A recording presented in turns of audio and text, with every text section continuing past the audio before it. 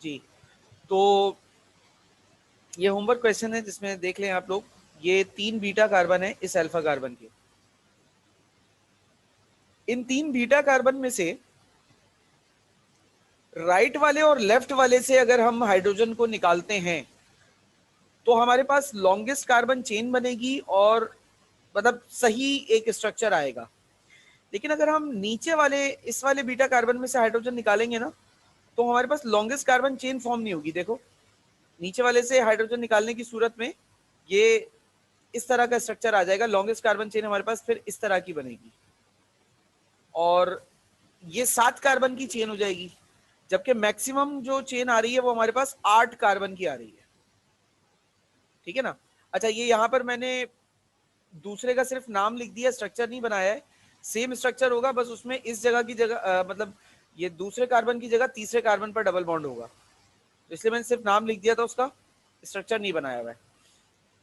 लेकिन ये नीचे वाले कार्बन से अगर हाइड्रोजन निकालेंगे तो नीचे वाले से अगर हाइड्रोजन निकालते हैं तो फिर तो हम सही स्ट्रक्चर ही हासिल नहीं कर पाएंगे जो हमें सही स्ट्रक्चर चाहिए।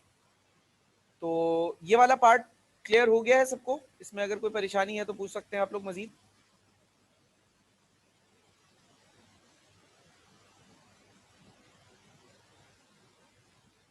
बेटा ये वाला पार्ट क्लियर हुआ है सबको? Yes sir. चेक कर ले इसमें जो भी आप लोग जो जो आप लोगों ने क्वेश्चंस किए हैं उससे मैच करें कि आप लोगों ने सही किया नहीं किया। अगर गलत हुआ हो रहा है आपसे कुछ तो आप लोग पूछ सकते हैं कि सर ये गलती हो रही है, देख लेते हैं। अच्छा, अब ये वाला अगला वाला पार्ट है, इसे देख लें। 2,3,4,5 टेट्रा मिथाइल 3 क्लोरोहेप्टेन। अब इसमें भी मैंने दूसरा स्ट्रक्चर बनाया नहीं है, ठीक है। उसमें बस यहाँ इस जगह मतलब ये दूसरे कार्बन की जगह तीसरे कार्बन पर डबल बॉन्ड होगा, इस वजह से मैंने स्ट्रक्चर नहीं बनाया, सिर्फ नाम लिखा है। अब इसमें भी अगर मैं राइट वाले और लेफ्ट वाले बीटा कार्बन में से हाइड्रोजन निकालता हूं तो मेरे पास लॉन्गेस्ट कार्बन चेन बन जाएगी हेप्टीन की। लेकिन अगर मैं नीचे वाले बीटा कार्बन में से निकालूंगा हाइड्रोजन को तो मेरे पास लॉन्गेस्ट कार्बन चेन फॉर्म नहीं होगी, क्योंकि डबल बॉन्ड को चेन में लेना लाजमी है। यहां पर आ जाएगा डबल बॉन्ड इन दोनों कार्बन के बीच में, तो 1 2 3 4 5 6 ये हमारे पास चेन बन जाएगी और 6 कार्बन की चेन हमारी लॉन्गेस्ट नहीं है। तो इसका मतलब नीचे वाले बीटा कार्बन में से हाइड्रोजन निकालना सही नहीं होगा। आप राइट और लेफ्ट में से ही निकालें, इसमें 2 पॉसिबिलिटीज हैं। क्लियर हो रही है मेरी बात? Yes sir. जी सर। ठीक है। कैसा, आपको भी इश्यूज आ रहे थे? क्लियर हो रही है बातें? Yes sir.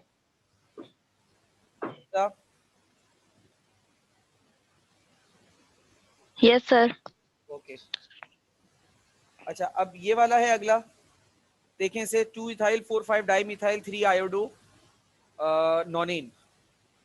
अच्छा, इसमें तो 2 ही बीटा हाइड्रोजन हैं मेरे पास, एक राइट पर है और एक लेफ्ट पर है। 2 ही पॉसिबिलिटीज होंगी, मतलब दोनों में से ही हाइड्रोजन को निकालना होगा हमें, और 3 वाला केस ही नहीं है ये, ठीक है ना। तो इसमें तो 2 ही पॉसिबिलिटीज हैं और मेरे ख्याल से ये आप लोगों ने सही भी किया होगा, इसमें शायद इतना इशू ना हो। ऐसा ही है या इशू है तो पूछ सकते हैं। नो सर, सही है। No sir. ओके।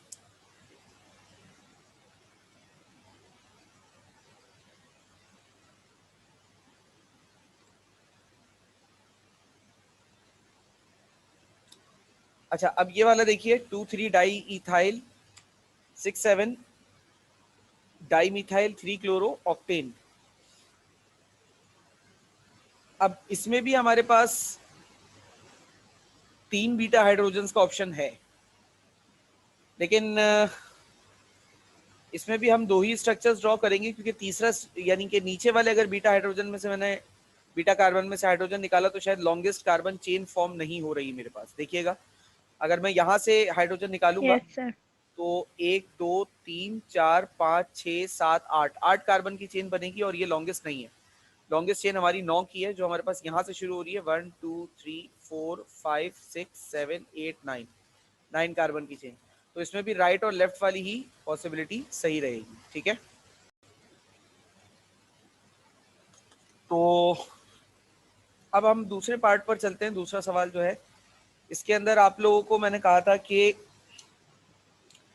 आपको अब मैं अल्कीन बता रहा हूँ और आपने ये बताना है कि उस अल्कीन की, आप उस अल्कीन को बनाने के लिए कौन कौन से अल्काइल हैलाइड की डीहाइड्रोहेलोजिनेशन कर सकते हैं, तो वो अल्कीन बनेगा।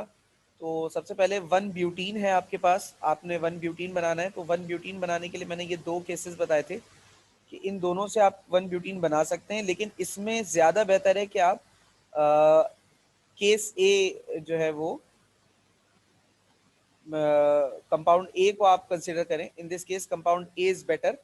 क्यों बेटर है कंपाउंड ए? कंपाउंड ए इसलिए बेटर होगा यहाँ पर बिकॉज इसमें से अगर क्लोरीन निकलेगा, ये अल्फा हाइड्रोकार्बन है, तो बीटा हाइड्रोजन आपके सिर्फ एक ही है, यहाँ पर से हाइड्रोजन निकलेगा तो डबल बॉन्ड पहले ही कार्बन पे बनेगा। लेकिन अगर ये वाले स्ट्रक्चर पर आप आ जाओ तो इसमें राइट और लेफ्ट दोनों जगह से बीटा हाइड्रोजन निकल सकते हैं। राइट से निकलता है तो 2 ब्यूटीन बनेगा और लेफ्ट से निकलेगा तो 1 ब्यूटीन बनेगा। ठीक है, तो ये आपके पास चीजें क्लियर है यहाँ तक बात? Yes sir. अच्छा, अब आपके पास अगला जो है वो बेटा 2 पेंटीन है, और 2 पेंटीन में भी मैंने यही बात करी थी कि यहाँ पर आपके पास 2 केसेस हो सकते हैं, एक तो ये ए है और एक ये बी है। तो इसमें बी को मैंने बेहतर कहा था क्योंकि बी वाला जो है उसमें तीसरे कार्बन के ऊपर फंक्शनल ग्रुप लगा है। अब इसका राइट और इसका लेफ्ट दोनों जगह से अगर आप हाइड्रोजन निकालते हो ना, तो दोनों जगह से ही वो 2 पेंटीन ही बनाएगा। लेकिन ए वाले में प्रॉब्लम क्या थी? ए वाले में प्रॉब्लम ये है कि अगर इसके राइट से निकलेगा हाइड्रोजन तो 2 पेंटीन बनेगा, लेकिन अगर लेफ्ट से हाइड्रोजन निकला तो 1 पेंटीन बन जाएगा, और 1 पेंटीन मुझे नहीं चाहिए, मुझे तो 2 पेंटीन चाहिए। तो कंपाउंड ए जो है वो आपको 100% रिजल्ट नहीं देगा, आपका रिक्वायर्ड रिजल्ट।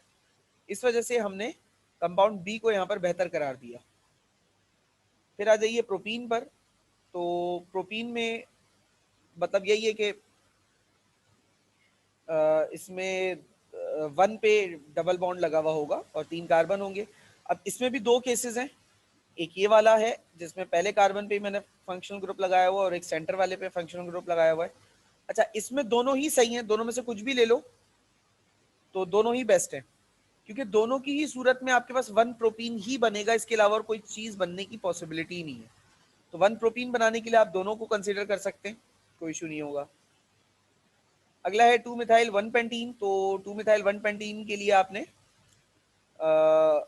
ये आपने 2 मिथाइल 1 पेंटीन ड्रॉ किया। अब आपको 1 पर डबल बॉन्ड चाहिए, तो मैं जो समझ रहा हूं बेहतर ऑप्शन ये है कि आप 1 पर फंक्शनल ग्रुप लगाएं और 2 को बीटा हाइड्रोजन बनाकर वहां से हाइड्रोजन निकालें, तो ए बेहतर होगा। जबकि आप यही काम इस दूसरे कार्बन पर भी फंक्शनल ग्रुप लगा के कर सकते हैं, लेकिन इसके केस में आपके पास 3 बीटा हाइड्रोजन आ सकते हैं, 3 बीटा कार्बन हैं। तो अगर लेफ्ट वाले में से और ऊपर वाले में से हाइड्रोजन निकलता है तो 1 पेंटीन बनेगा, लेकिन अगर राइट वाले में से हाइड्रोजन निकला तो आपके पास 1 पेंटीन नहीं 2 पेंटीन बन जाएगा। तो इसलिए कंपाउंड ए बेहतर है, क्योंकि ये 100% आपको वही रिजल्ट दे रहा है जो आपको चाहिए। क्लियर हो गई बात सारी?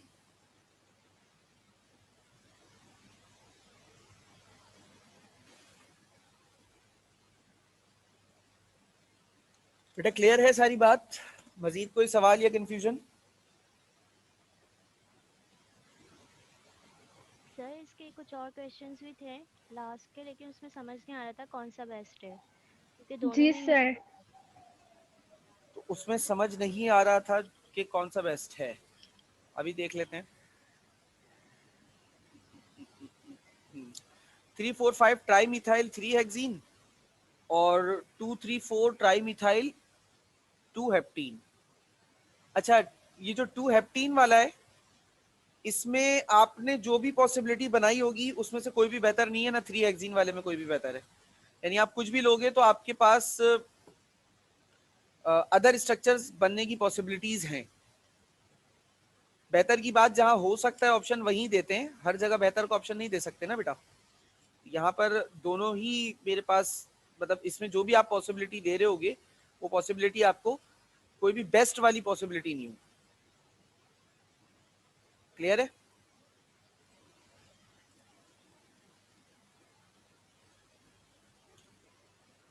क्लियर है बेटा? Yes sir. अगर अभी भी समझ नहीं आ रहा किसी को तो बता दो, तो मैं ये बनाकर भी बता देता हूँ, कोई मसला नहीं है, वरना फिर मैं आगे चलूँ।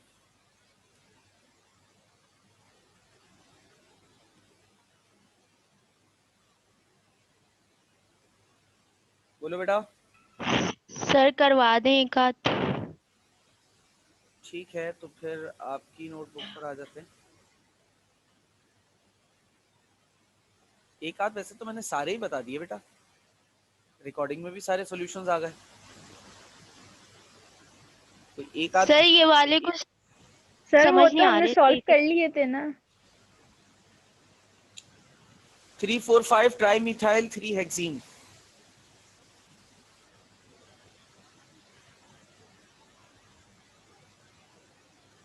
Three four five tri methyl 3 पे हेक्सीन। तो सबसे पहला काम ये करना है कि सबसे पहले हमें इस स्ट्रक्चर को ड्रॉ करना होगा। हेक्सीन है तो 6 कार्बन इन चेन आ गए, और 3 पे हेक्सीन कह रहा है ना, तो राइट से नंबरिंग करूँ या लेफ्ट से करूँगा, तो दोनों ही जगह में 3 यहाँ आएगा। अच्छा, अब 3,4,5 ट्राई मिथाइल कह रहे हैं, और 3 पे मिथाइल भी है, 4 पे मिथाइल है, और 5 पे भी मिथाइल है। ये स्ट्रक्चर है। अब इसको बनाने के लिए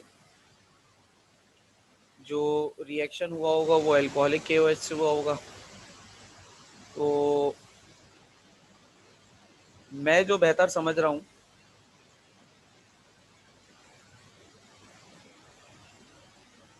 थ्री पे मिथाइल लगा है, 4 पे मिथाइल लगा है, 5 पे मिथाइल लगा है।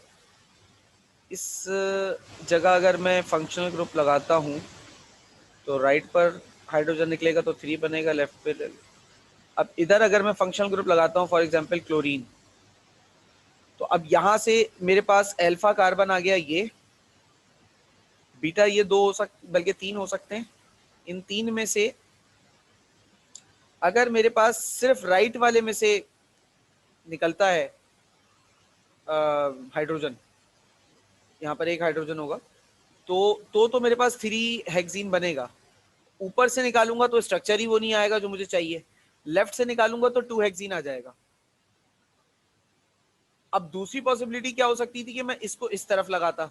अच्छा, इधर भी लगाऊंगा तब भी वो यही कंडीशंस आ रही होंगी उस वाले में भी। उस वाले, बस इस वाले में फर्क क्या हो, इसमें राइट वाले से निकाल रहा हूं, जब मैं क्लोरीन को फॉर एग्जांपल इधर लगा देता तो फिर लेफ्ट वाले से निकाल रहा होता, तब भी कंडीशन वही होती। तो इसमें बोथ वाले अगर आप लोगों ने ड्रॉ किया है तो इसमें बोथ, दोनों ड्रॉ भी कर लो तो दोनों में कोई भी बेहतर नहीं है, दोनों से ही पॉसिबल है, लेकिन दोनों में 100% प्रोडक्ट आने का कोई चांस नहीं। अब क्लियर है? Yes, so clear. 2,3,4 tri methyl 2 हेप्टीन,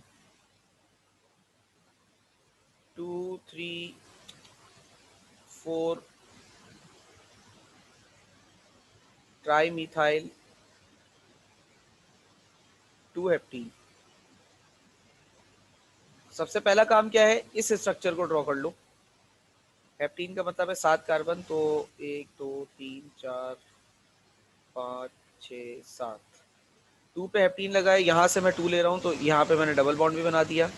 अच्छा, 2 पे मिथाइल लगा है, 3 पे मिथाइल लगा है, और 4 पर भी मिथाइल लगा है।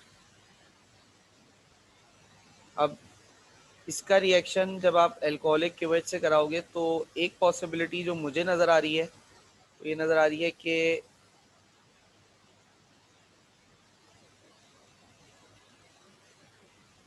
यहाँ पर मेरे पास फंक्शनल ग्रुप लगाओ, ये आ जाएगा मिथाइल, इधर आ जाएगा मिथाइल, और इधर आ जाएगा मिथाइल। अब इसमें भी अल्फा कार्बन ये है, बीटा ये भी है, बीटा ये भी है। अगर बीटा कार्बन राइट से निकलेगा तो ही आपके पास कंपाउंड जो है वो रिक्वायर आएगा, अगर लेफ्ट से निकला या ऊपर से निकला तो 1 हेप्टीन आ जाएगा, 1 हेप्टीन आपको नहीं चाहिए। दूसरी पॉसिबिलिटी क्या है? दूसरी पॉसिबिलिटीज की ये हो सकती है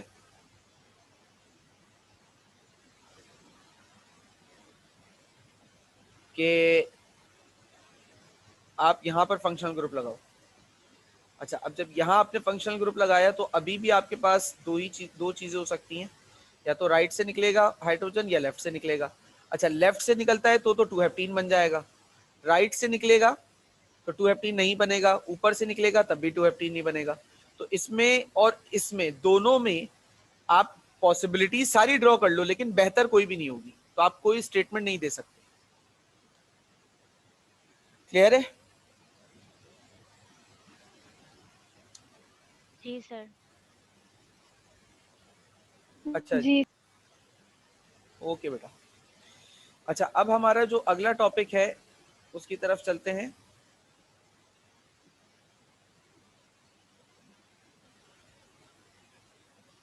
रिएक्शंस ऑफ ईथीन।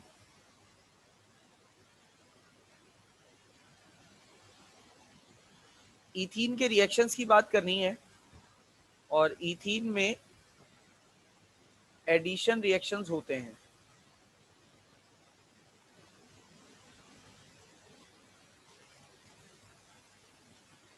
इसके अगर हम बात करें जनरल मैकेनिज्म की,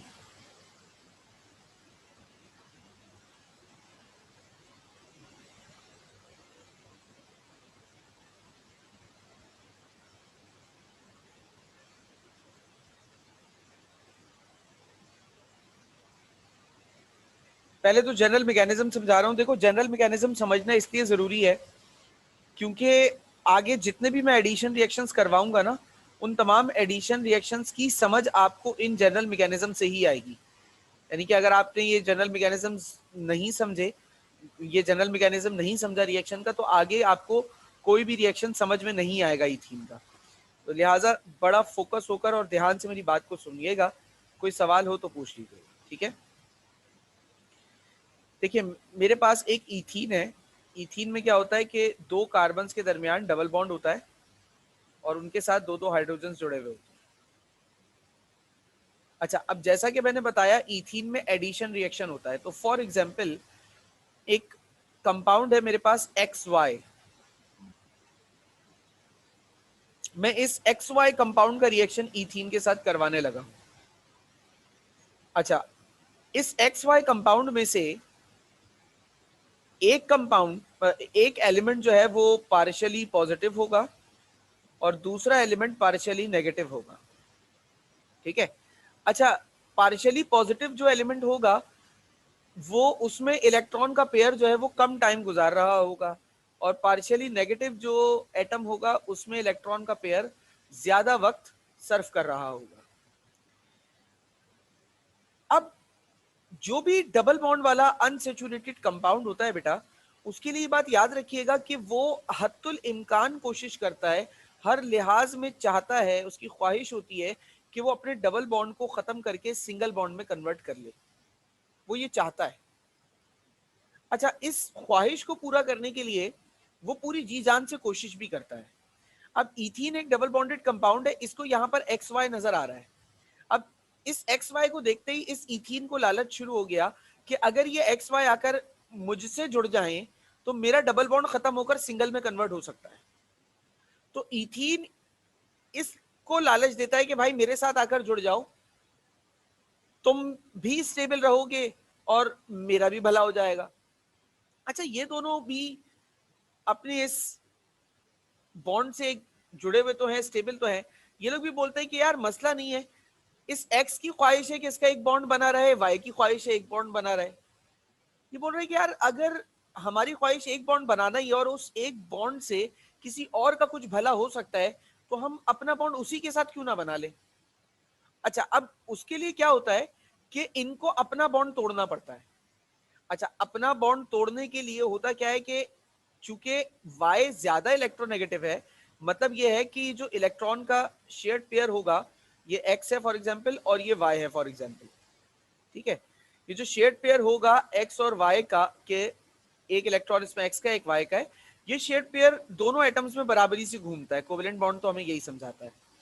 अच्छा, बॉन्ड कब टूटेगा? बॉन्ड उस वक्त टूटेगा, या बॉन्ड ऐसे टूटेगा कि Y ना X के इलेक्ट्रॉन को अपने साथ लेकर अलग हो जाएगा।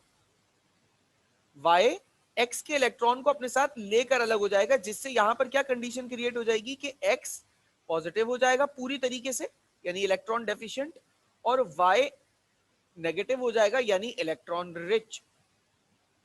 अब ये जो X होगा, ये X पॉजिटिव अटैक करेगा या जाएगा इस मॉलिक्यूल के पास फॉर फर्दर रिएक्शंस। अब क्या होगा? अब कंडीशन आती है ये,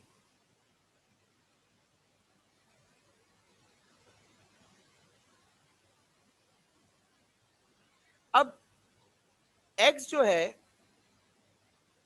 वो आ जाएगा इस मॉलिक्यूल के पास। अब ये कहेगा कि भैया कार्बन, तुम्हारे कहने पर मैंने अपनी हंसती खेलती जिंदगी उजाड़ दी, अपने घर गृहस्थी तोड़ दी और तुम्हारे पास आ गया, नुकसान भी करके आया हूं अपने एक इलेक्ट्रॉन का। अब ये है कि भाई मेरी इस इलेक्ट्रॉन की कमी को तुम दोनों में से कौन पूरा करेगा? अच्छा, अब चूंकि इसने कुर्बानी एक्स ने इन कार्बन के लिए दी थी, तो ये दोनों कार्बन कहेंगे कि भाई हमारा इलेक्ट्रॉन ले लो या हमारा इलेक्ट्रॉन ले लो। कौन सा इलेक्ट्रॉन ले लो? पाई वाला इलेक्ट्रॉन ले लो, ठीक है ना, सिग्मा वाला नहीं टूटता, पाई वाला। अब ये एक्स कंफ्यूज है, इलेक्ट्रॉन राइट वाले कार्बन से लूं कि लेफ्ट वाले कार्बन से लूं? खैर अल्लाह अल्लाह करके ये एक कार्बन से इलेक्ट्रॉन लेने में कामयाब हो जाता है। इस स्टेज को, इस स्ट्रक्चर को हम कहते हैं पाई कॉम्प्लेक्स। ये एक स्ट्रक्चर से, एक कार्बन से हाइड्रोजन एक्स जो है वो इलेक्ट्रॉन लेकर दूसरे कार्बन के साथ बॉन्डिंग कर लेता है। यानी क्या फेज आ जाता है यहां पर? फेज कुछ इस तरीके से आ जाता है कि मान लो कि इस एक्स ने राइट वाले कार्बन से इलेक्ट्रॉन छीन लिया। अब जब ये इलेक्ट्रॉन इसने इससे ले लिया तो इस कार्बन का जो इलेक्ट्रॉन था वो इधर खाली हो गया। अब ये दोनों ने आपस में बॉन्ड कर लिया, सही है। अच्छा, चूंकि इस कार्बन से इलेक्ट्रॉन एक्स ने छीना है तो इस कार्बन पर आ जाएगा पॉजिटिव चार्ज। इस कंडीशन को हम कहते हैं कार्बोनियम आयन। बेटा यहां तक मेरी सारी बात समझ में आई है सबको?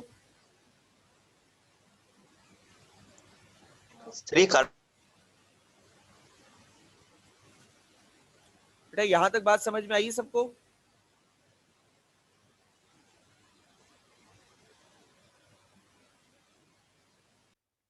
जी, तो अब ये वाई जो है ये इस कार्बन को अप्रोच करेगा जिसके ऊपर पॉजिटिव चार्ज आया है, कार्बोनियम आयन वाला। अब ये वाई जब इसको अप्रोच करेगा तो सबसे पहला काम क्या करेगा? सबसे पहला काम ये करेगा कि ये जो इलेक्ट्रॉन इसके पास दो थे ना, एक तो इसका अपना जाती है जिस उसकी वजह से इसके ऊपर कोई चार्ज नहीं है, लेकिन ये जो एक इलेक्ट्रॉन इसने हाइड्रोजन से छीना है ना, उसकी वजह से इसके ऊपर नेगेटिव चार्ज है।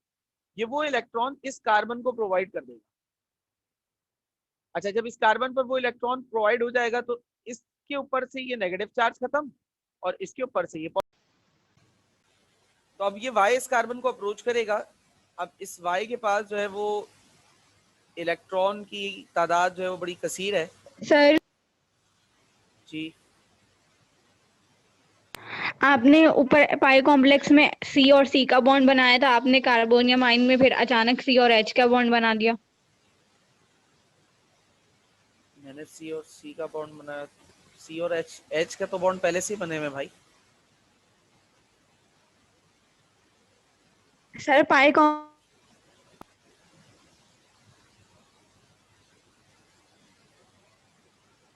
क्या पाई कॉम्प्लेक्स? क्या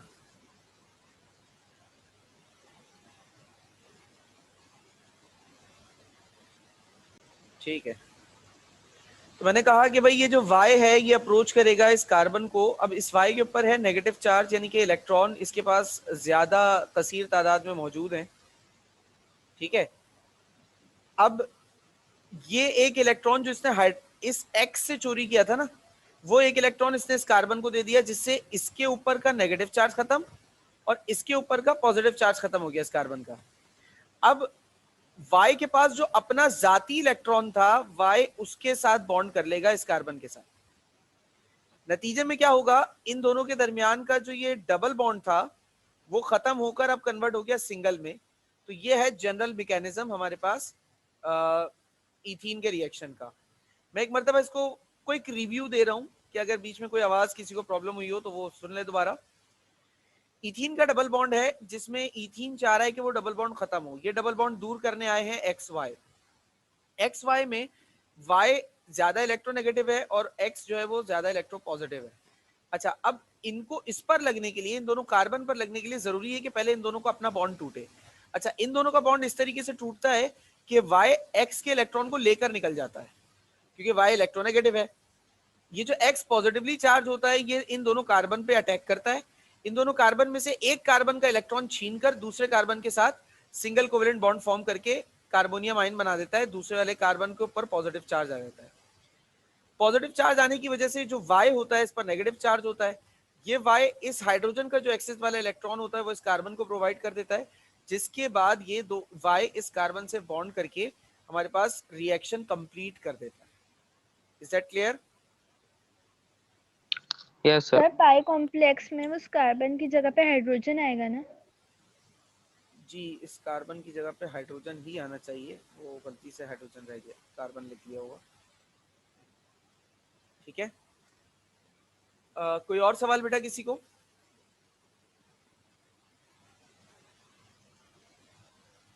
बेटा कोई और सवाल?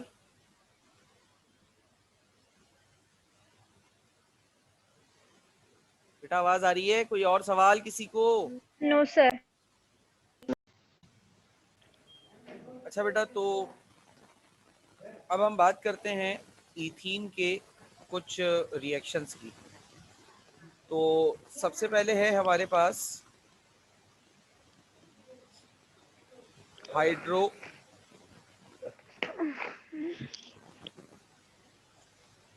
आयशा माइक बंद कीजिए। हाइड्रो हेलोजिनेशन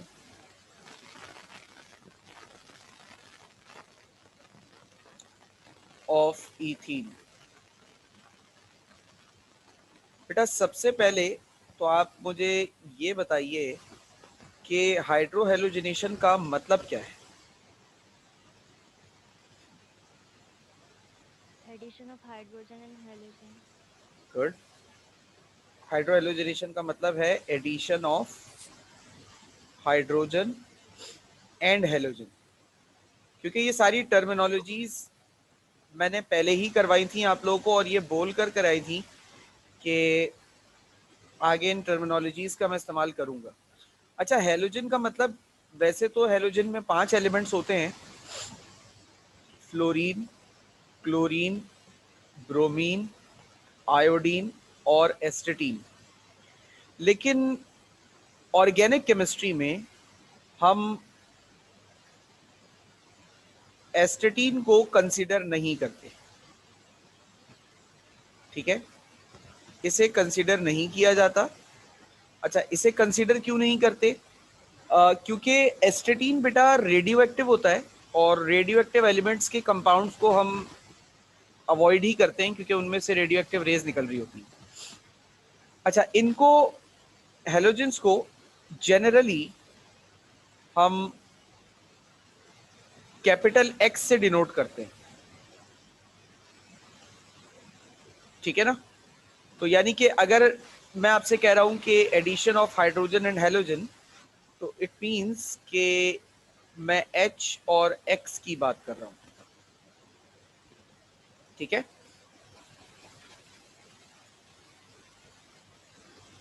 अच्छा, हाइड्रोहेलोजिनेशन का मतलब फिर क्या हुआ? यानी कि एडिशन ऑफ H और X, यानी कि हेलोजन में से इन चारों में से कोई भी हो सकता है। अच्छा, अब इसका अगर मैं रिएक्शन लिखूं तो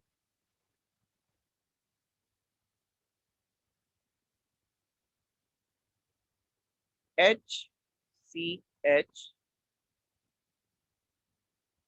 अच्छा, अगर आप चाहें तो इथीन को कॉम्पैक्ट करके भी लिख सकते हैं, यानी कि CH2 double bond with CH2 भी लिख सकते हैं, मसला नहीं है। लिखा मैंने भी वही है, लेकिन मैंने हाइड्रोजन्स को अलग अलग बनाकर दिखाया है ताकि आपको केस समझ में आए, बात समझ में आए कि हो क्या रहा है। और हाइड्रो हेलोजन लेना है तो आप HF ले सकते हैं, HCl ले सकते हैं, HBr ले सकते हैं, HI ले सकते हैं। लेकिन सबसे ज्यादा ऑर्गेनिक केमिस्ट्री में जलील होने वाला हेलोजन जो है वो Cl है, तो हम उसी का इस्तेमाल ज्यादातर करते हुए आपको नजर आएंगे। तो HCl ऐड हो रहा है। जब HCl ऐड होगा तो सिंपली किस तरीके से एक कार्बन के साथ हाइड्रोजन आकर लगेगा और दूसरे कार्बन के साथ क्लोरीन आकर लगेगा। अच्छा, इसका आपके पास कुछ जनरल मैकेनिज्म भी होगा। अब ये जो जनरल मैकेनिज्म है जरा इसको समझा देता हूँ। यही जनरल मैकेनिज्म जो अभी आपने थोड़ी देर पहले समझा है यही है, और इसमें मैं लिख रहा हूँ, लिखने की वजह सिर्फ इतनी है कि आप एक नज़र उसको प्रैक्टिकली भी मतलब देख लेंगे किसी केस पर आप उसे कैसे अप्लाई करोगे। तो इथीन है मेरे पास, इथीन का रिएक्शन मैं करवा रहा हूँ HCl के साथ। अच्छा, HCl में chlorine is much more partially negative and hydrogen is much more partially positive. That is why जो शेयर्ड पेयर होगा वो ज्यादा अट्रैक्टेड होगा टुवर्ड्स क्लोरीन, और इन दोनों का बॉन्ड टूटेगा सेम पिछले थोड़ी देर पहले जैसा समझाया वैसे ही। वहां पे एक्स वाई की एग्जाम्पल ली थी, अब आप समझ लो यहाँ पर एक्स की जगह हाइड्रोजन है, वाई की जगह क्लोरीन है, तो आपके पास दो चीजें आ जाएंगी, हाइड्रोजन पॉजिटिव आ जाएगा और क्लोराइड नेगेटिव आ जाएगा। कंप्लीटली हाइड्रोजन पॉजिटिव जो है वो इस तरफ मूव करेगा। अच्छा, मूव करके ये हाइड्रोजन पॉजिटिव जब इथीन के पास आएगा तो यहाँ पर जो इसका डबल बॉन्ड है उसके साथ इलेक्ट्रॉन की जरा ट्रांसफर पे बहस चलेगी कि भाई इससे इलेक्ट्रॉन लिया जाए या इससे लिया जाए। तो ये क्या है हमारे पास, ये कहलाता है पाई कॉम्प्लेक्स, क्योंकि इसमें जो भी अटैक होता है वो कार्बन कार्बन के पाई बॉन्ड पर हो रहा होता है। पाई कॉम्प्लेक्स के इस अटैक के बाद हाइड्रोजन जो है वो एक कार्बन से इलेक्ट्रॉन लेकर, मान लो राइट वाले कार्बन से इसने इलेक्ट्रॉन लिया और लेफ्ट वाले कार्बन के साथ ये सिंगल कोवेलेंट बॉन्ड फॉर्म कर लेता है। अच्छा, इस वजह से कार्बन पर पार्शियली पॉजिटिव चार्ज आ जाता है। अब ये हमारे पास क्या कहलाता है, ये कहलाता है हमारे पास कार्बोनियम आइन। और ये जो पार्शियली पॉजिटिव कार्बोनियम आइन होता है ये अपनी तरफ क्लोरीन को ये अट्रैक्ट करता है, या ये कह लें कि क्लोरीन इसकी तरफ आता है, क्योंकि क्लोरीन के पास इलेक्ट्रॉन की एक्सेस तादाद है। एक इसने हाइड्रोजन का भी इलेक्ट्रॉन चोरी किया हुआ है ना, तो इसके पास एक्सेस इलेक्ट्रॉन की तादाद है। ये उसमें से जो हाइड्रोजन वाला एक इलेक्ट्रॉन होता है वो इस कार्बन को प्रोवाइड करता है, जिसके बाद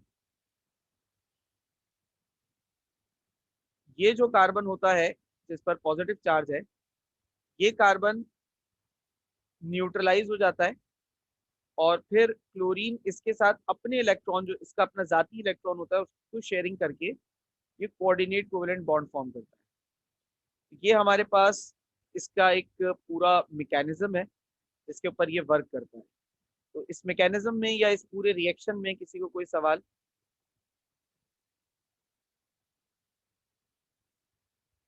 नो सर। नो ठीक है। सर। अच्छा, अब यहाँ पे थोड़ी सी बात आपसे इंफॉर्मेशन की कर लूँ जो आपके यकीनी तौर पर काम आ सकती है। रिएक्टिविटी ऑफ HX की बात कर रहा हूँ, क्योंकि हाइड्रोजन और हेलोजन ऐड हो रहा है ना, तो रिएक्टिविटी ऑफ HX इसकी अगर हम बात करें तो HX हमारे पास चार हो सकते हैं, HF और HCl और HBr और HI। अच्छा, इन चारों में से जो सबसे ज्यादा रिएक्टिव होता है वो होता है HI, फिर HBr, फिर HCl और फिर HF। अच्छा, यानी कि अगर इस चार्ट के मतलब इस सीक्वेंस के अकॉर्डिंगली बात करें तो HI इज मोस्ट, नहीं आ रहा बल्कि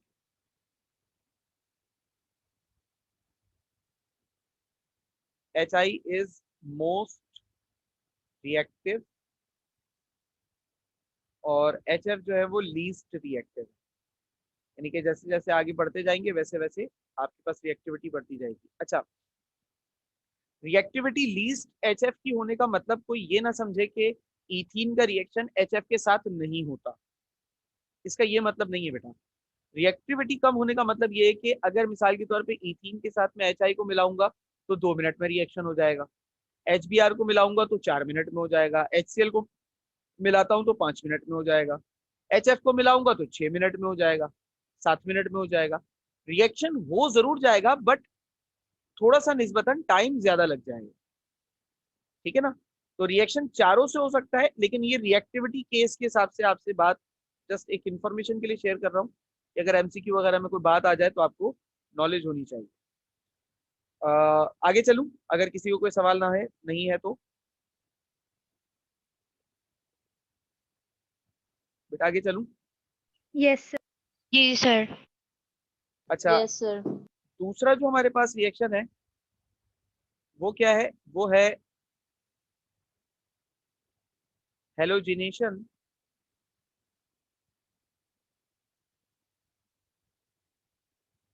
ऑफ इथीन। अच्छा, हेलोजिनेशन का मतलब कोई मुझे बता दे अगर। Addition of halogens. Very good, addition of halogens. याद रखिएगा एस्टेटीन के अलावा बाकी सबकी बात हो रही है, एडिशन ऑफ हेलोजेंस, सही है।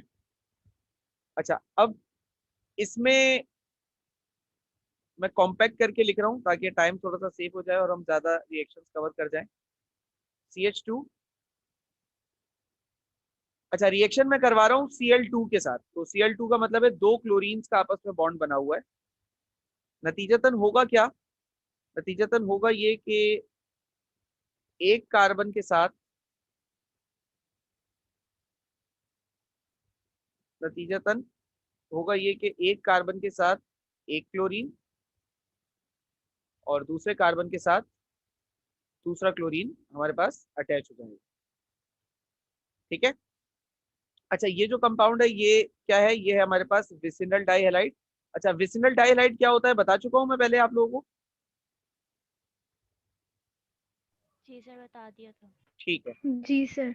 अच्छा, इसमें एक अमूमी तौर पर एक कॉमन क्वेश्चन जो स्टूडेंट्स को आता है, मैं उसका जवाब देता चलूं।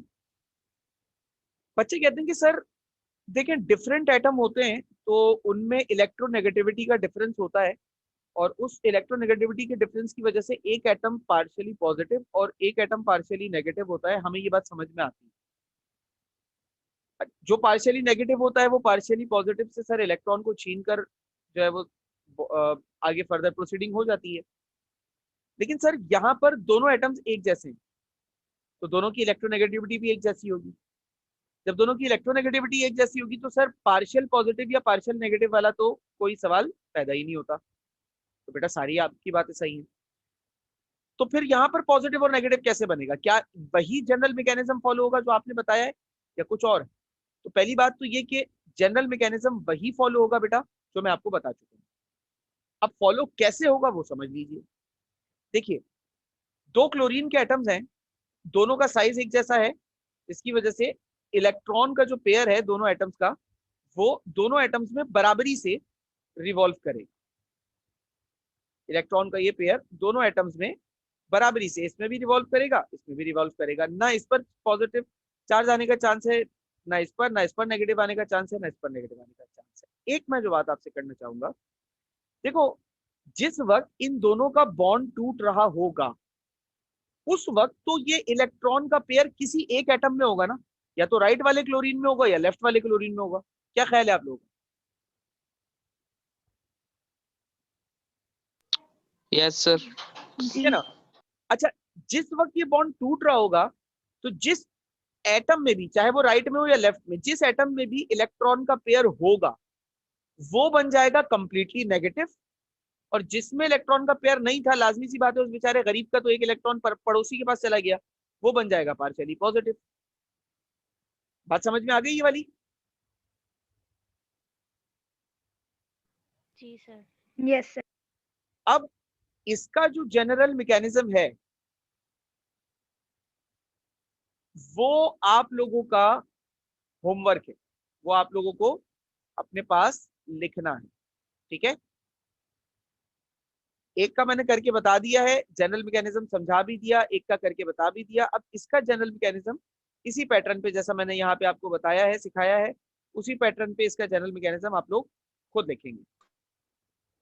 मैं यहाँ पर आपके साथ कुछ मजीद इंफॉर्मेशन को और यहाँ पर शेयर करना चाहूंगा। अच्छा, जब हेलोजिनेशन आप करवाते हैं तो आपका जहन ये होता है कि हम फ्लोरीन को ऐड करवाना चाहें फ्लोरीन ऐड करा दें, क्लोरीन को ऐड कराना चाहें क्लोरीन ऐड करा दें, ब्रोमीन को ऐड कराना चाहें ब्रोमीन ऐड करा दें, आयोडीन को ऐड कराना चाहें आयोडीन ऐड करा दें। फ्लोरीन ऐड कराऊंगा तो वो कहलाएगा फ्लोरीनेशन। फ्लोरीन अगर ऐड करता हूं तो ये कहलाएगा फ्लोरीनेशन। क्लोरीन अगर ऐड करता हूं तो ये कहलाएगा क्लोरीनेशन। ब्रोमीन अगर ऐड करता हूं तो ये कहलाएगा ब्रोमीनेशन। आयोडीन ऐड करता हूं तो ये कहलाएगा आयोडीनेशन, ठीक है। अब यहां पर जो समझने वाली बात है वो ये है कि fluorination not occur in normal condition. आम हालात में आप फ्लोरीनेशन नहीं कर सकते। अच्छा, क्लोरीनेशन और ब्रोमीनेशन ये दोनों आम हालात में हो जाते हैं, can occur in normal conditions. आम हालात में आप इजीली इनको ऐड करवा सकते हैं हेलोजन इथीन पर। अच्छा, आयोडीन को भी ऐड कराने के लिए एक स्पेशल कंडीशन चाहिए होती है, और वो कंडीशन क्या होती है कि आपको आयोडीन को इथेनॉल में डिसॉल्व करना पड़ता है, because iodine is solid. Iodine चूंकि सॉलिड होता है बेटा, तो इसको पहले इथेनॉल में डिसॉल्व करना पड़ता है, फिर ये हो जाता है। अच्छा, सवाल ये है सर कि फ्लोरीनेशन क्यों नहीं हो सकती या फ्लोरीनेशन क्यों नहीं होती? बेटा, फ्लोरीनेशन इसलिए नहीं होती क्योंकि fluorine is very very electronegative element. तमाम एलिमेंट्स में सबसे ज्यादा इलेक्ट्रोनेगेटिविटी फ्लोरीन की होती है। इस सबसे ज्यादा इलेक्ट्रोनेगेटिविटी की वजह से इसके रिएक्शंस को कंट्रोल कर पाना बहुत मुश्किल होता है। जैसे कि हम, एक बात होती है ना, हम कहते हैं कि कहीं अगर आग लगी होती है, हम पानी डाल देते हैं, आग बुझ जाती है। कहीं अगर सोडियम रखा हो और उसके ऊपर हम पानी डाल दें तो फौरन आग लग जाती है। तो उल्टी ही बात हो गई, क्योंकि फ्लोरीन सोडियम जो है वो हाईली रिएक्टिव होता है वाटर के साथ। हाईली एक्सोथर्मिक रिएक्शन की वजह से हाइड्रोजन गैस जो प्रोड्यूस होती है उसमें आग लग जाती है। फ्लोरीनेशन का इशू भी यही है कि फ्लोरीन जो है वो हाईली इलेक्ट्रोनेगेटिव होता है।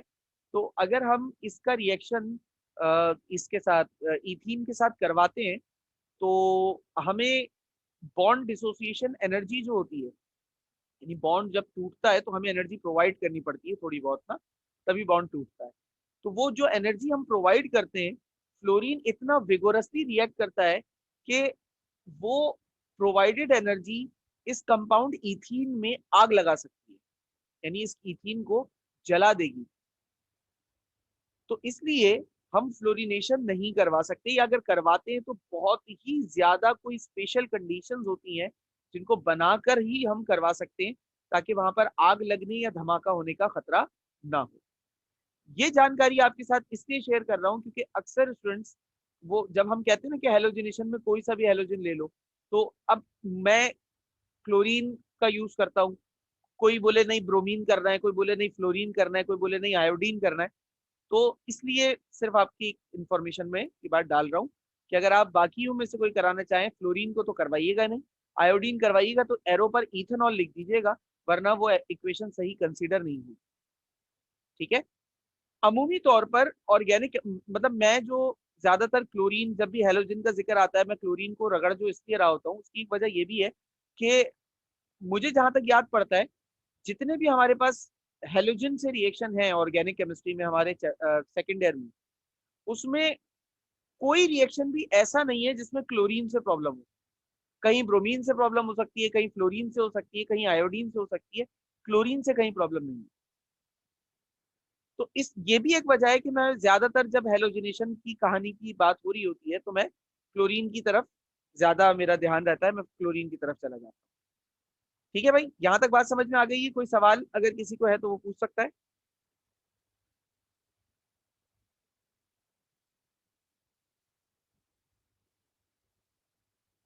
बेटा कोई जी सवाल? सर। ओके। अच्छा, अब मैं तीसरे रिएक्शन की तरफ जा रहा हूं। जो हमारा सीरीज में तीसरा रिएक्शन है वो है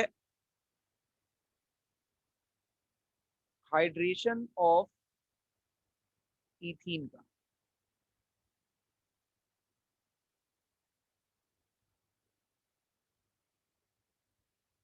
तो सबसे पहले तो मैं चाहूंगा कि कोई मुझे हाइड्रेशन का मतलब बता दे। Addition of Addition of hydrogen. वो हाइड्रोजिनेशन Addition होता of है। water. Addition of of water. Water, very good. Addition of H2O या एडिशन ऑफ वाटर मतलब होता है बेटा हाइड्रोजनेशन, हाइड्रेशन। हाइड्रोजनेशन का मतलब होता है एडिशन ऑफ हाइड्रोजन। अच्छा, इथीन का अगर हम रिएक्शन डायरेक्टली वाटर से कराने की कोशिश करें तो इथीन का रिएक्शन वाटर से नहीं होता।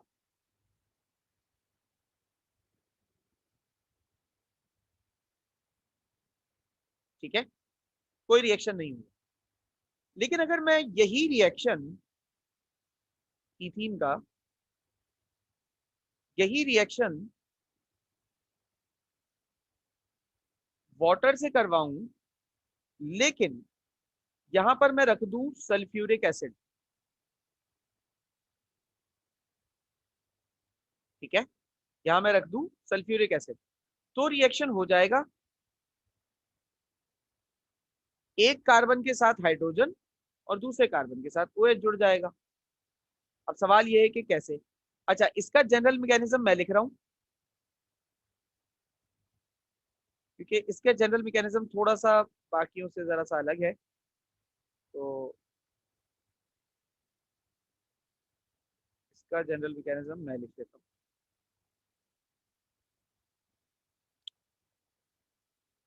इसमें दो स्टेप्स होते हैं हमारे पास। सबसे पहला स्टेप क्या होता है, इथीन का रिएक्शन वाटर से डायरेक्टली होता ही नहीं है, वो हमने देख भी लिया। हमने जब वाटर को डायरेक्टली मिक्स किया था बिना किसी कैटलिस्ट की सूरत में तो कोई रिएक्शन नहीं हुआ था। तो वाटर से इथीन का रिएक्शन तो डायरेक्टली हो ही नहीं रहा। तो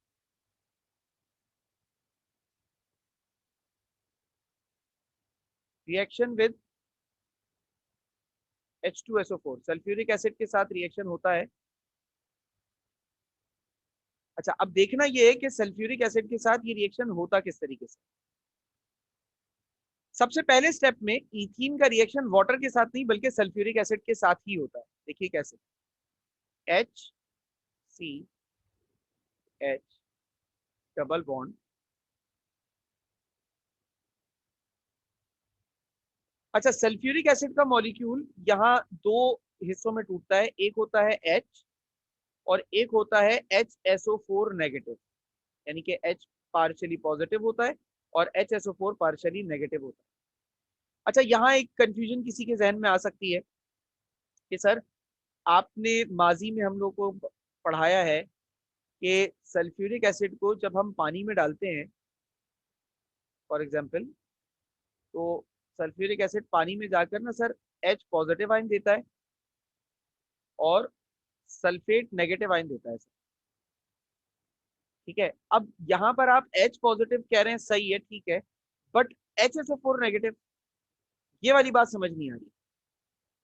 अच्छा देखो, यहाँ पर SO2 पर -2 होता है और मैं HSO4 पर सिर्फ -1 लगा रहा हूँ, -1 भी पूरा नहीं है तो पार्शियल है। बेटा आपका सवाल अपनी जगह बिल्कुल जायज है कि ये जो बिहेवियर है ये तो नॉर्मल बिहेवियर है, ठीक है ना। मतलब जब सल्फ्यूरिक एसिड टूटता है तो सल्फ्यूरिक एसिड के टूटने के नतीजे में यही दो आयंस बनते हैं, ये तो मैं मानता हूँ। यहाँ पर ये वाली कंडीशन क्यों आ रही है? देखो अब मेरी एक बात सुनो। अगर मिसाल के तौर पर ये यहाँ पर सल्फ्यूरिक एसिड इस तरीके से टूटता तो मेरे पास एडिटिव्स 3 आ जाते। गौर करना मेरी बात पे, कौन कौन? दो तो H पॉजिटिव होते, और एक होता है SO4 नेगेटिव, ठीक है। और यहां पर ऐड होने की सलाहियत दो, मतलब दो ही चीजें ऐड हो सकती हैं, दो से ज्यादा नहीं। और एडिटिव्स आ कितने रहे, 3 आ रहे, तो 3 चीजें तो अकोमोडेट हो ही नहीं पाएंगी।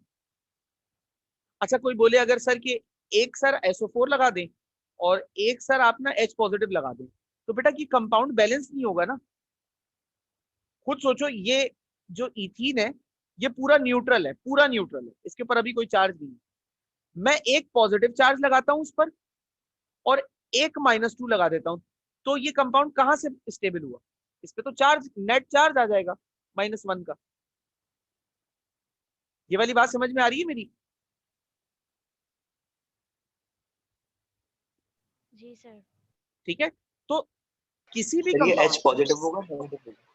बेटा H तो पॉजिटिव ही होता है, और मैंने H पॉजिटिव ही लिखा है। नहीं, रिएक्शन पार्शियल पॉजिटिव। हाँ ये पार्शियल पॉजिटिव, ठीक है। तो अब मैं यहाँ पर बेसिकली जो समझा रहा था वो नेट चार्ज समझा रहा था। कोई भी कंपाउंड होता है ना बेटा इस दुनिया का, तो उस कंपाउंड पर पॉजिटिव और नेगेटिव चार्ज इक्वल रहते हैं, सही है। कंपाउंड के ऊपर कोई चार्ज नहीं होता, वो न्यूट्रल होता है। तो अगर मैं ये दोनों चीजें ऐसे ऐड करता कि सर एक H को आप कचरे में डालें, आप यही ऐड कर लें, तो बेटा वो कंपाउंड स्टेबल नहीं होगा, ये आप लोगों ने देख लिया। कंपाउंड के स्टेबल होने के लिए शर्त क्या है कि यहाँ पर माइनस, अगर ये फॉर एग्जांपल -1 होता ना SO4, तो H पॉजिटिव और SO4 नेगेटिव में ऐड कर देता, लेकिन ये -1 नहीं होता, ये -2 होता है, तो ये इसलिए ऐड नहीं होगा।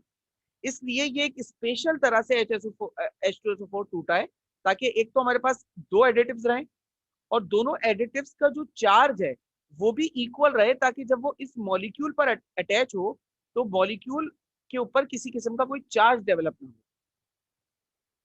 तो मेरे ख्याल से मेरी सारी बात क्लियर है, अगर कोई सवाल है तो आप लोग पूछ सकते हैं।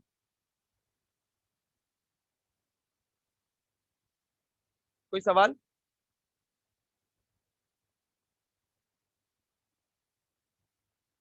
क्या कोई नो सवाल? सर। ठीक है, अब सर हमें रिएक्शन तो H2O के साथ करा लगता है ना? बेटा करवाना था, मैंने ये रिएक्शन अभी कंप्लीट किया नहीं है, थोड़ा सा अगर रुके तो दूसरे स्टेप पे जाएंगे तो बात पूरी होगी। अच्छा, अब इस वाले स्टेप में जब आपके पास दो आइंस आ गए, तो अब यहाँ वाले स्टेप में वो जो जनरल मैकेनिज्म है ना रिएक्शन के, इथीन के रिएक्शन का, ये वाला, वो इसी वाले स्टेप में अप्लाई होता है, पहले वाले में। तो एक जगह आपके पास H लग गया, ठीक है, और दूसरी जगह पर आपके पास लग गया HSO4। अच्छा, ये जो कंपाउंड बना है ये क्या है? इस कंपाउंड का नाम होता है बेटा इथाइल हाइड्रोजन सल्फेट। इस कंपाउंड का नाम इथाइल हाइड्रोजन सल्फेट होता है, और ये एक अनस्टेबल कंपाउंड होता है। इसकी अनस्टेबिलिटी की 2-3 वजूहात हो सकती हैं, बल्कि इथाइल हाइड्रोजन सल्फेट की जगह इसको इथाइल सल्फ्यूरिक एसिड कह लें, बेहतर रहेगा। कि हमारे शायद कोर्स में इसका ये नाम दिया हुआ है, इथाइल सल्फ्यूरिक एसिड, ठीक है। अच्छा, अब ये अनस्टेबल होता है और इसकी अनस्टेबिलिटी की 2-3 वजह हो सकती है। पहली वजह ये HSO4 का आयन है, एक बहुत ही कॉम्प्लेक्स किस्म का आयन है और बड़ा आयन है, कार्बन पे इसकी अकोमोडेशन पॉसिबल नहीं है, मतलब पॉसिबल तो है लेकिन कार्बन के ऊपर ये एडजस्ट नहीं हो पाता। ये HSO4 का जो एक रेडिकल है, इसके अंदर अगर आप गौर करें तो एक सल्फर का एटम है, फिर उस पर एक हाइड्रोजन का एटम, सॉरी एक सल्फर का एटम है, फिर उस पर एक हाइड्रोजन लगा है, फिर 4 ऑक्सीजन उसके अंदर लगे हुए हैं, तो एक बड़ा मॉलिक्यूल है ये। और कार्बन के पास इतना रेडियस अवेलेबल नहीं है, क्योंकि ये एक तरफ से तो कार्बन से जुड़ा हुआ है, दूसरी तरफ 2 हाइड्रोजन से भी जुड़ा हुआ है, इसके पास इतनी एक तो जगह नहीं है कि इतने बड़े मॉलिक्यूल को अटैच कर पाए। वक्ती तौर पर तो इसने अटैच कर लिया रिएक्शन को स्टेबलाइज करने के लिए, लेकिन कंटिन्यूटी में रख पाए ये जरूरी नहीं है। पहली वजह तो इसकी ये हो गई साइज की, ठीक है। दूसरी वजह क्या होती है कि ये कंपाउंड जो है वो हीट पे भी अनस्टेबल होता है, यानी कि अगर हीट हो रही होती है तब भी ये कंपाउंड डिकम्पोज होने की पूरी पूरी सलाहियत रखता है। तो ये, और यहाँ पर इत्तेफाक से दोनों ही कंडीशंस अप्लाई भी हो रही हैं, क्योंकि इस रिएक्शन में हम स्लाइड सा हीट भी करते हैं स्लाइड से, ठीक है ना। तो हीट भी हो रहा होता है, तो ये कंपाउंड स्टेबल यहाँ रह नहीं पाता। अच्छा, अब दूसरे केस में क्या होगा, रिएक्शन विद वाटर। अब ये जो इथाइल सल्फ्यूरिक एसिड है ना, ये ethyl sulphuric acid basically water से रिएक्ट करता है। इथीन वाटर से रिएक्ट नहीं करता, इथाइल सल्फ्यूरिक एसिड वाटर से रिएक्ट करता है। अब देखो किस तरीके से होगा।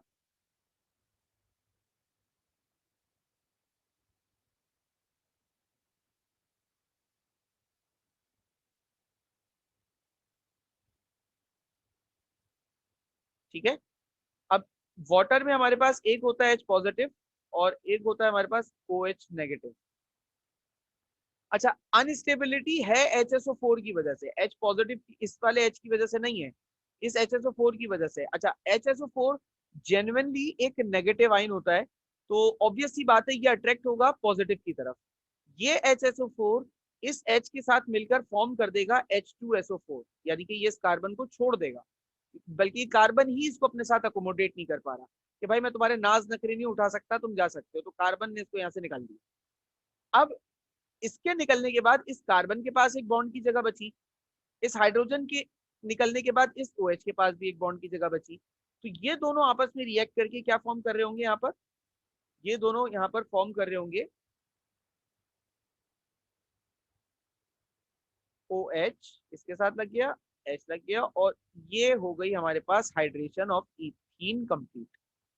अब ये जो कंपाउंड बना हमारे पास, ये क्या है, ये कहलाता है बेटा इथाइल एल्कोहल। ठीक है, OH फंक्शनल ग्रुप जो है वो एल्कोहल का होता है, ये हमारे पास बन गया इथाइल एल्कोहल। तो क्या है बात मेन यहाँ पर याद रखने की या समझने की, कि भाई असल में वाटर का रिएक्शन इथीन के साथ नहीं बल्कि इथाइल सल्फ्यूरिक एसिड के साथ होता है। तो इथीन सबसे पहले इथाइल सल्फ्यूरिक एसिड प्रोड्यूस करता है, देन इथाइल सल्फ्यूरिक एसिड जो है वो वाटर के साथ रिएक्ट करके इथाइल अल्कोहल प्रोड्यूस करता है। क्लियर हो गई बात? कोई सवाल या कंफ्यूजन है तो पूछ लें।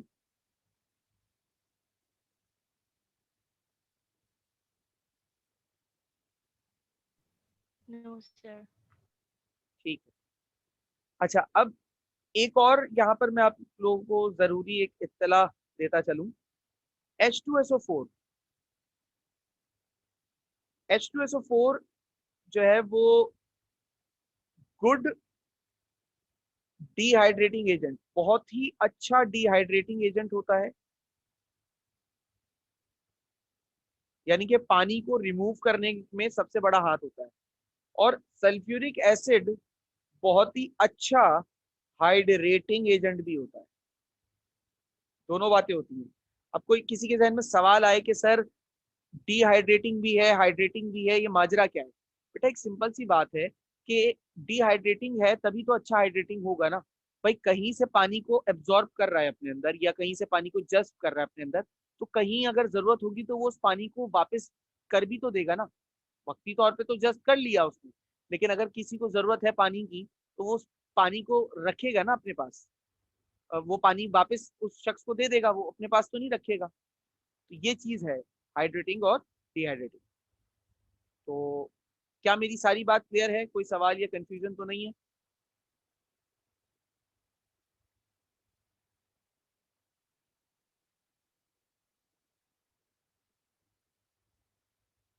बेटा क्या सारी बात क्लियर है? कोई सवाल या कोई कंफ्यूजन तो नहीं है?